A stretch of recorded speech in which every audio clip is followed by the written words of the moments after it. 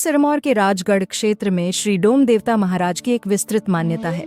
समय समय पर भी श्री डोम देवता महाराज गुठान की जात्रों का आयोजन भी राजगढ़ क्षेत्र के कुछ भाग में किया जाता था, जो कि उस समय जुनगा रियासत के अंतर्गत हुआ करता था।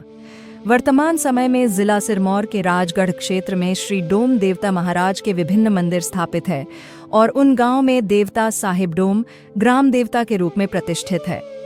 इसी प्रकार राजगढ़ क्षेत्र के धाइला गांव में भी श्री डोम देवता महाराज विद्यमान है और यह भी एक समय जुनगा रियासत का ही हिस्सा हुआ करता था।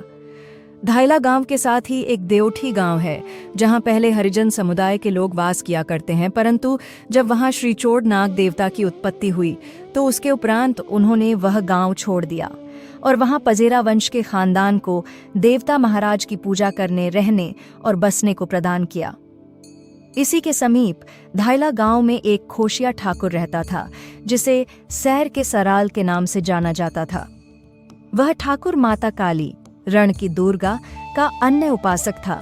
धाइला गांव के समीप देवठी गांव में पजेरा देवता के पुजारी के 120 परिवार रहते थे। एक दिन सैर के सराल और पजेरों के मध्य एक विवाद हो गया। विवाद इतना बढ़ गया कि सैर के सराल ने निश्चय कर लिया कि वो संपूर्ण पजेरा वंश का ही अंत कर डालेगा। सैर का सराल प्रतिदिन देवी काली का पूजन करने के उपरांत देवठी गांव जाता और पजेरा परिवार के एक परिवार के संपूर्ण सदस्यों, औरतों और बच्चों का अंत कर डालता था।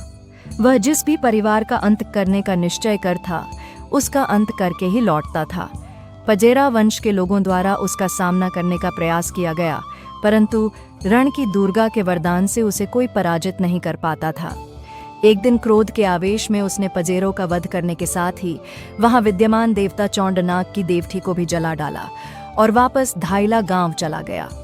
यह घटना होने के बाद बचे हुए पजेरा परिवार के लोगों ने जलती हुई देवता की देवठी से मोहरों को सुरक्षित निकालकर छुपा दिया।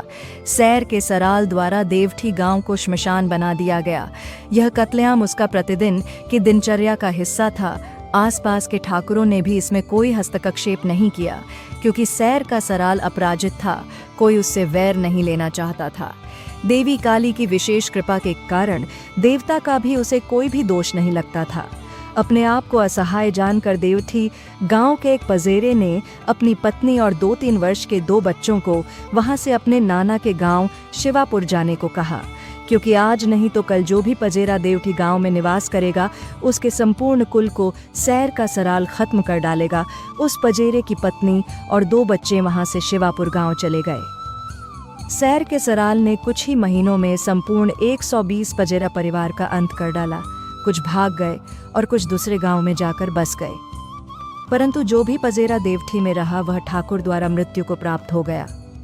शिवापुर गांव में रहने वाले पजेरा परिवार के बालक जब 17-18 वर्ष के हुए तो एक प्रश्न उनके मन में आता था, हमारा अपना घर कहाँ है।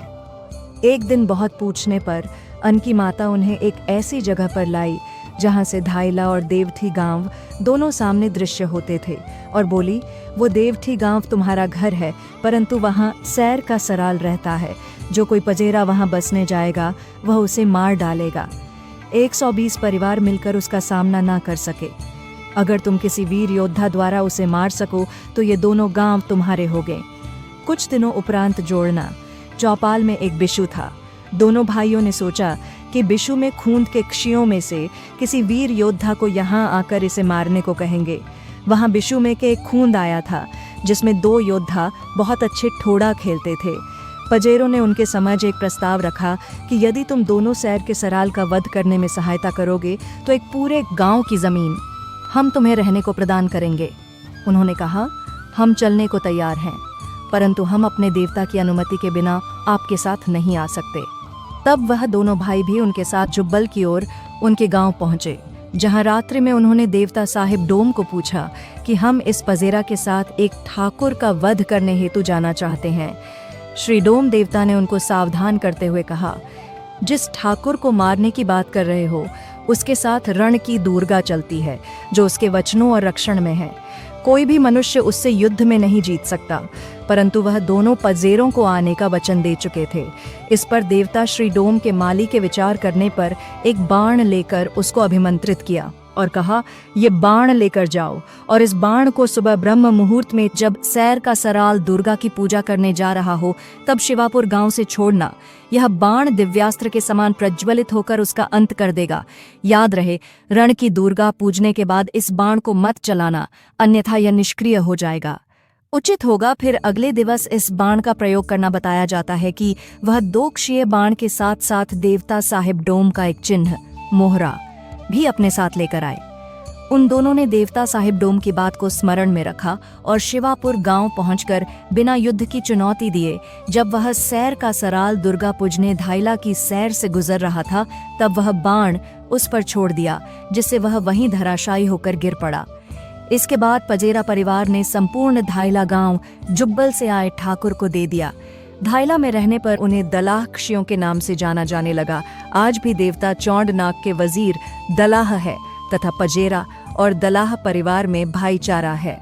हर देव कार्य और वर्ष के बड़े त्योहारों पर दोनों वंश के लोगों में साथ मिलकर मनाते हैं। ऐसे ही और वीडियोस को देखने के लिए हमारे चैनल को सब्सक्राइब करें।